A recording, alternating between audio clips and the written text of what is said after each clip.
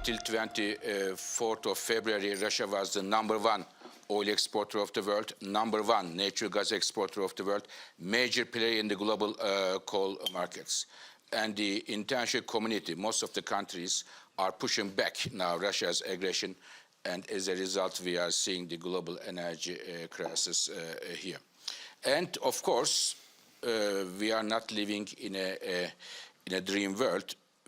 The world has to replace those oil and gas coming from Russia first with oil and gas and other technologies. I completely agree that the immediate response should include additional oil and gas bringing to the markets.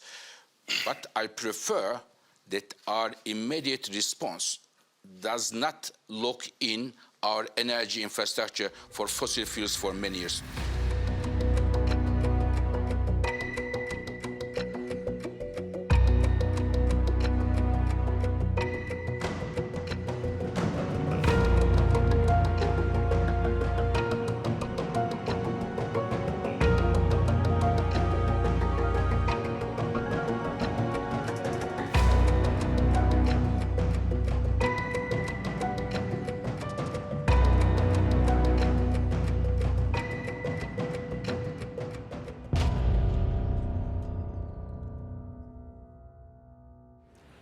Executive Director Fatih Birol, welcome to In Conversation. Thank you very much. Now, what's happening in Europe? What's happening here with Russia invading Ukraine has had a tremendous impact on energy, on oil and gas. But is this something that is a fundamental change, or is it something that actually would have happened anyway? It's just speeded things up. Yeah.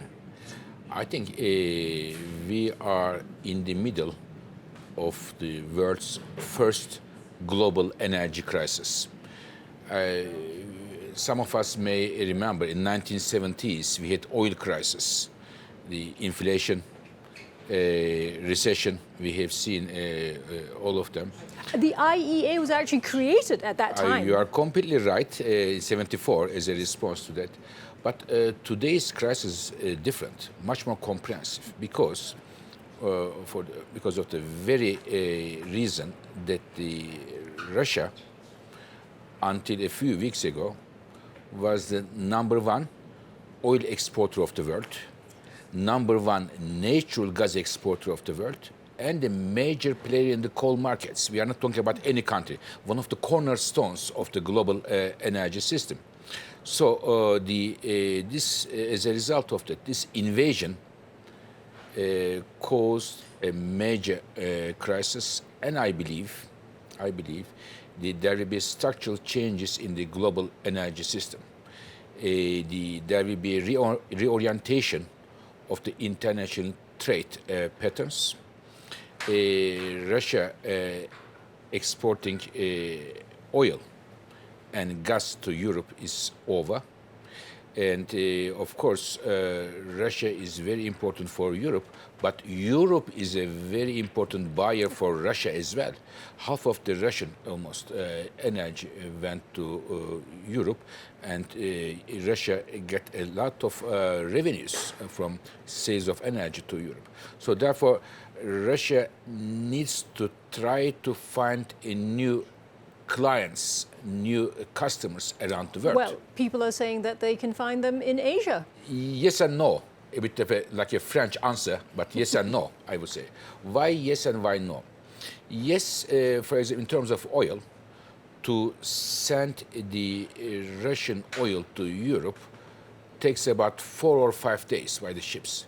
But to send to Asia, almost 2 months. It's not the same thing, logistical issue.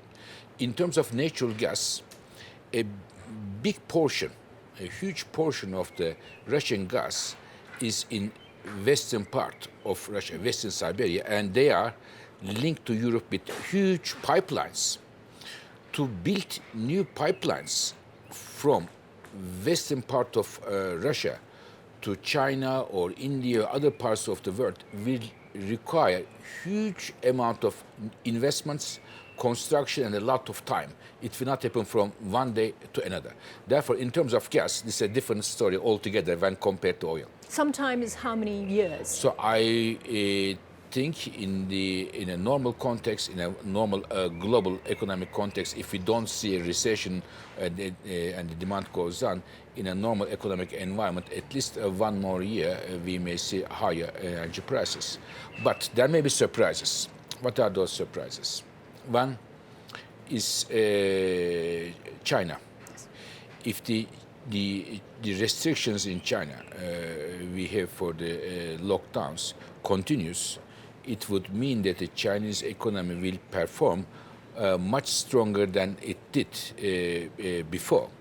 So if it is the case, then the Chinese demand for oil and gas would be much lower, and China being a major importer of oil and gas, it would provide some comfort to the markets.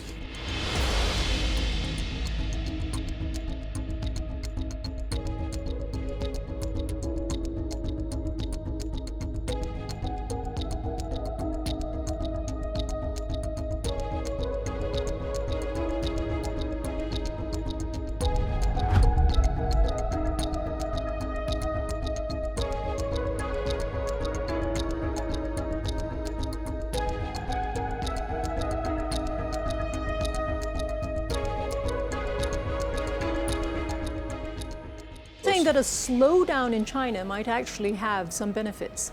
For the rest of the world, yes. Definitely. But for me, the most important thing is people in China are healthy, and the COVID issue is addressed perfectly. Precisely, but it's a bit of a mixed thing, though. When China slows down, all the rest of us slow down as well. But it could help the oil prices, energy prices, definitely. But of course, it is not a good news for the global economy. Now, the second surprise, positive surprise, could be in terms of the prices, if some of the key Middle East producers, if they are able to, and if they wish so, they are able to bring more oil, more volumes to the markets. This can also help to comfort the markets and put downward pressure on the prices. So these are the two major positive surprises we could have, which can soften the prices.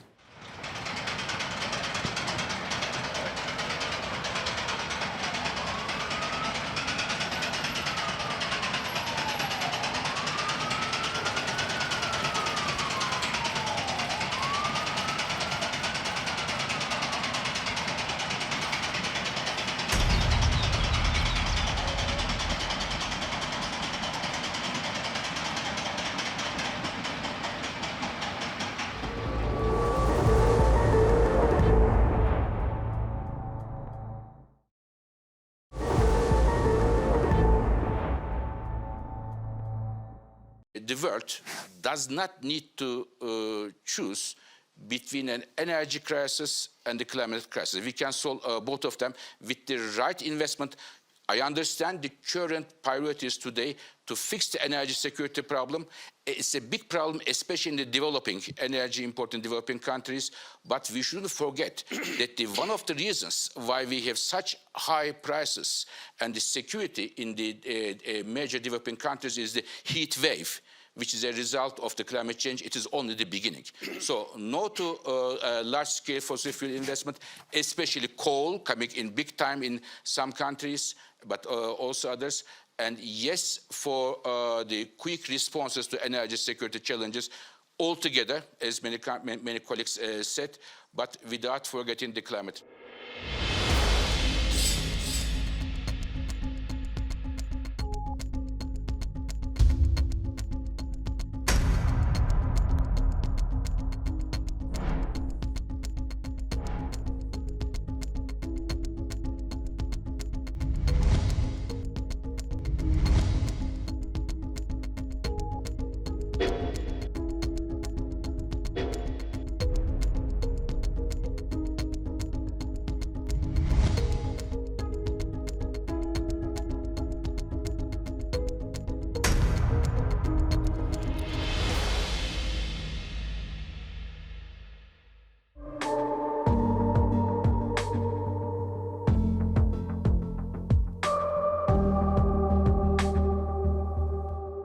When you're sitting here in Europe, and everybody is very concerned about green energy, about moving towards green solutions.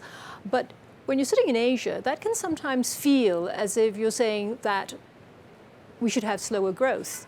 And it could also say that we don't, you're not appreciating the energy security concerns that Asian countries might have. Yeah. Is that so?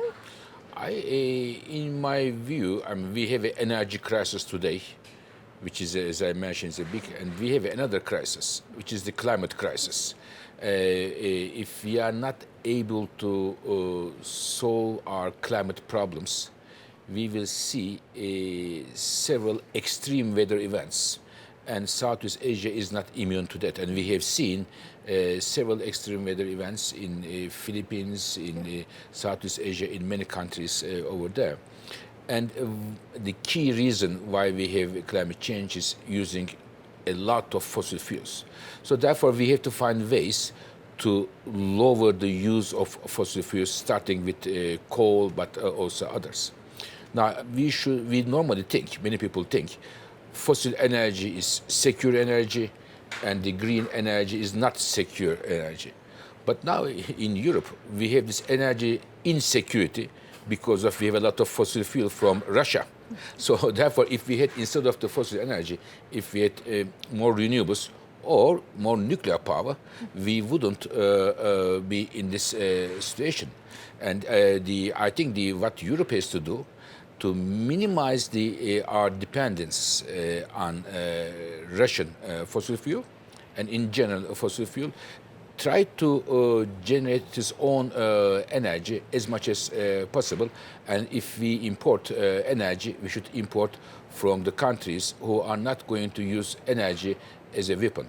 But this is a very long-term perspective as well, Executive Director, because if you look at it, China still gets 60% of its energy supply from coal-fired power stations. That's true. They will not be able to switch so quickly, even with the tremendous goodwill. They are already investing tremendous amounts in solar and wind. Yeah. But this is not a quick change. Power stations are not built from one day to another. It takes decades. So, in fact, 3 countries, China, India, and Indonesia, all 3 countries and 3 most populous countries in the world, 60% of the electricity comes from coal. Yes. But at the same time, coal is the biggest problem for climate change and also air pollution in the cities. So they will, sooner or later, will leave coal behind. And they will look at the other energy sources, such as solar, such as wind, such as hydropower, such as nuclear power, and others. You mentioned China and coal. This is true. But what is also true is that China is today #1 in the world for solar energy, #1 wind energy, #1 in hydropower, #1 in electric cars. They are in front of everybody.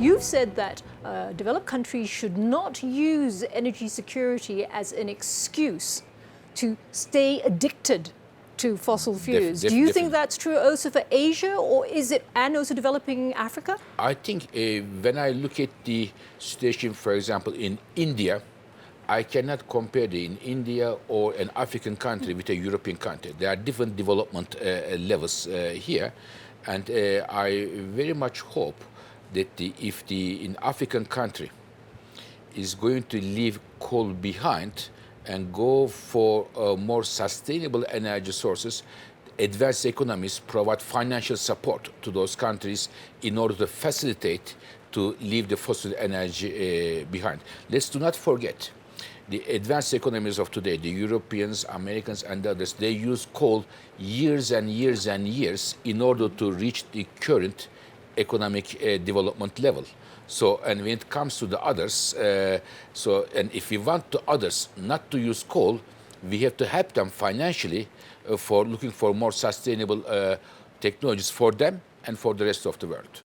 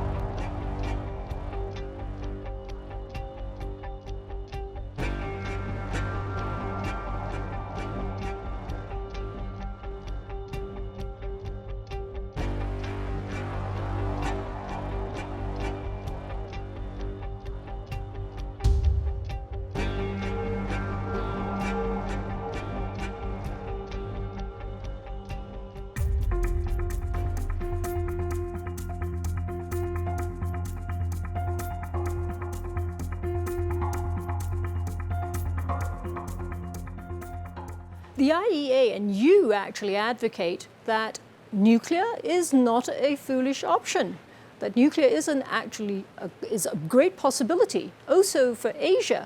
But for many of us in Asia, we remember Fukushima, and that is very much in the public memory. So do you really still think we should look at nuclear? I think if the countries, if the people have no objection to nuclear, with taking the all necessary safety and security measures, nuclear may well be one of the key options. In France, where I live, 3/4 of the electricity comes from nuclear power without single risk. We are living there. Or many countries in Europe, in the United States, but with one Fukushima incident, which has nothing to do with nuclear, it was an earthquake at the end of the day. I think to take the nuclear, exclude the nuclear out of the options we have may not be the right way to go. And when I look at today, many governments are putting nuclear plants in place, and I am seeing that the nuclear is making a comeback, a strong comeback everywhere. And Southeast Asia, when I look at Southeast Asia, I think many people do not appreciate the importance of Southeast Asia. Maybe it is a bit behind the shadows of China and India, but if you look at the population, if you look at the economy, and if you look at the growth potential, Southeast Asia will need tremendous amount of energy in the future, and therefore we don't have the luxury to exclude any of the sustainable options we have in front of us. As such, I believe the Indonesians, the G20 presidency, will be a critical milestone for Southeast Asia. Is there anything that we as individuals can do, that we can do to actually make an impact? It always feels very top down, but can the individual do anything? Are we supposed to switch off our air conditioning in Southeast Asia? I think we shouldn't switch off our air conditioning because our productivity will go down, but it wouldn't harm if the air conditioner is not running at the full speed, and we can be a bit more careful what kind of air conditioner, what kind of comfort we need. We shouldn't go over the board. We shouldn't waste energy in general.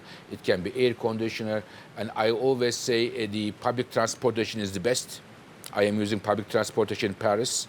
We should also look not to waste energy in other parts of our lives. So to save energy, using energy efficiently should be a part of our daily life. Director, thank you very much for being on In Conversation. Thank you very much. Thank you.